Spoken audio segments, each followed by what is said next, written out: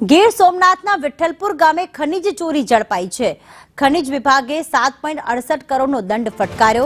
1.52 lakh metric ton ખનીજ ચોરી સામે આવી। ભગવાન ડોડિયા નામના ઈસમને આ દંડ ફટકારવામાં આવ્યો છે। કલેક્ટરની કાર્યવાહીના પગલે ભૂમાફિયાઓમાં સન્નાટો જોવા મળ્યો। રોયલ્ટી ભર્યા વગર 1,52,510 મેટ્રિક ટનથી વધુ જથ્થો છે એ ખોદકામ કરી અને બારોબાર એની નિકાસ કરવામાં આવેલ અને એની જે બાઉન્ડ્રીને કરવાનો એ પણ નહોતું, એટલે થોડું એની બહાર પણ નીકળી શકે એવું બની શકે, તો આ બાબતે નિયમોસરની કાર્યવાહી કરી અને જેનો અંદાજિત 7.62 જેટલો દંડ 7 કરોડ 62 લાખ જેટલો દંડનીય કાર્યવાહી કરવામાં આવેલ છે। આગામી અમારા ભૂસ્તરશાસ્ત્રી છે એ નિયમોસર નોટિસ આપી અને આગળની કાર્યવાહી કરશે।